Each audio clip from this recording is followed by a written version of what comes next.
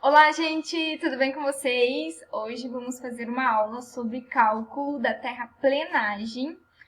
Gostaria de estar abordando aqui alguns assuntos, alguns pontos que eu acho interessante na hora de você fazer um orçamento de terraplenagem para não ter um imprevisto de lá futuramente, na frente, você não ter um aditivo de contrato de coisas que você pode se prevenir já desde o início quando você vai fazer um orçamento, certo? Antes de começar a aula, eu gostaria de te falar, se você não é inscrito no meu canal, se inscreve para você sempre receber aí os vídeos novos que eu estarei postando, tá bem? Então, vamos lá. Cálculo de terraplenagem. Antes de iniciar, eu gostaria de falar que terraplenagem é a mesma coisa que terraplanagem, tá? As duas formas estão corretas. Então, terraplanagem é uma alteração da palavra terraplenagem, que vem do verbo terraplenar. Então, as duas formas estão corretas, tá bem? Então, assim, para a gente fazer o cálculo de terraplenagem, o que acontece? Na verdade, a gente tem um projeto topográfico que nos diz todos os volumes necessários, tanto de corte quanto de aterro, para ter ali o nivelamento ideal para o teu projeto.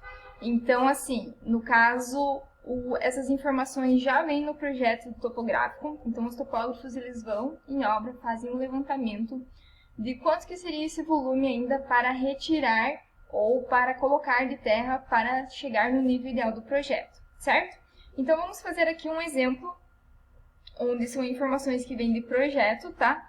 Então, vamos supor que o nosso volume de corte da nossa obra, ela tem em torno de 2.500 metros cúbicos.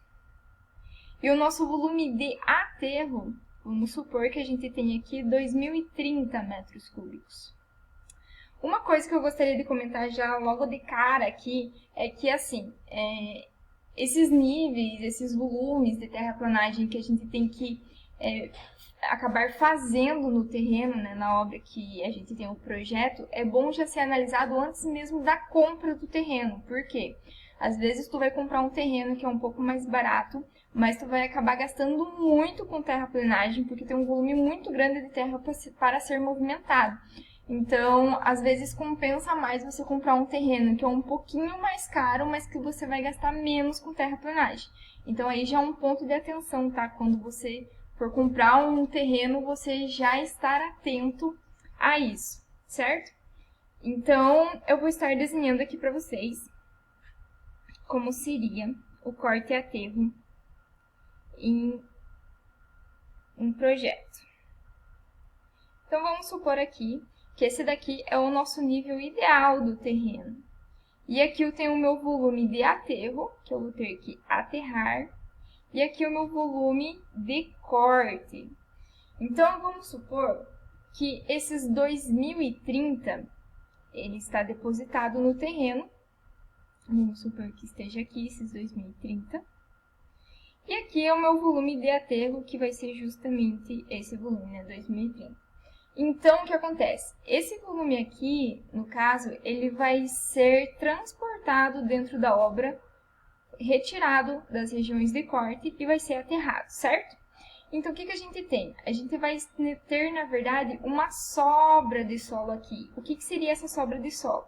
Então, a gente teria a diferença de 2.500 menos os 2.030, que vai dar, no caso, 470 metros cúbicos. Ou seja, eu vou ter que transportar da minha obra, vai ter esse excesso de solo que eu vou ter que estar descartando, certo? Na verdade, errado, tá? Não é 470. No caso, o que a gente tem que estar atento? No caso, a gente tem aqui a questão de empolamento do solo. Vou até anotar aqui para vocês. Questão de empolamento. O que seria a questão de empolamento? A questão de empolamento é quando você tem, por exemplo, vamos supor aqui, você tem um volume de terra que está depositado há um tempo, já está com a compactação do solo, digamos assim. E quando você for escavar esse volume aqui, na verdade você vai acabar escavando e vai ter alguns sedimentos vazios. Então você vai tirar de uma terra bem compactada e você vai estar escavando ela e ela vai ter alguns vazios aqui entre os sedimentos. Então, esse volume aqui, ele acaba sendo maior. Então, vou desenhar aqui, esse volume é maior do que o inicial. Então, isso que a gente chama de empolamento, que no caso é uma expansão volumétrica. Então, o que acontece? Quando você vai mexer com solos, você também tem que estar atento qual o tipo de solo que você está mexendo.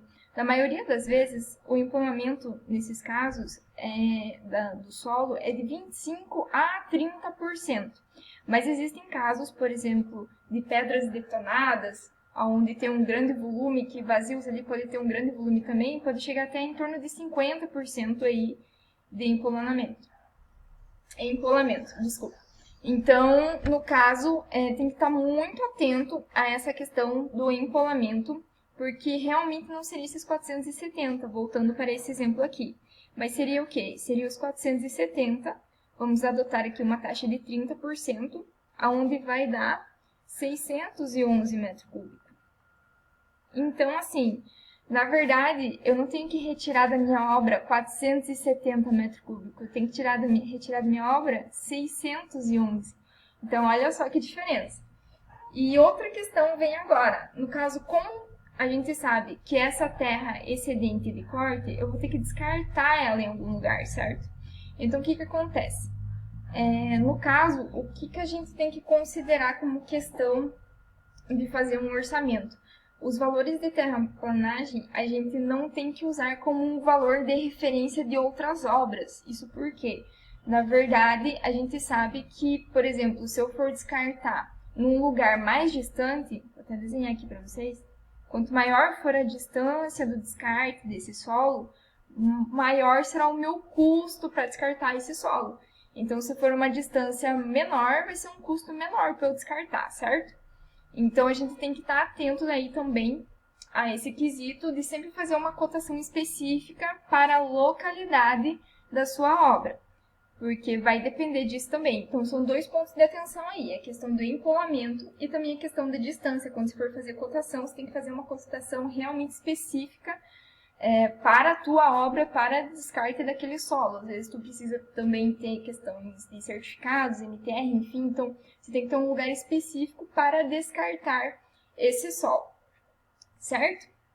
Então, assim, essas duas questões que eu gostaria de estar passando para vocês, quando você for fazer um orçamento, você tem que estar atento a esses dois pontos. E outra questão também entra, só que daí é um outro caso, mas só para exemplificar aqui para vocês, que, por exemplo, se eu sou a empreiteira de terraplanagem e eu não sei quanto que eu vou cobrar por esse valor. Então, vou desenhar aqui uma retroescavadeira. Não dei risada aí no desenho. E a gente tenta desenhar, né? E o que você tem que prestar atenção na hora de orçar, sendo você a empreiteira de terraplanagem, para você ver quanto que você vai cobrar por esse serviço. Você tem que estar ciente, você tem que ver quanto de maquinário você vai utilizar para a realização daquele serviço. Então, por exemplo, o que é melhor? Você ter a retroescavadeira com mais hora improdutiva ou um caminhão? O que isso quer dizer?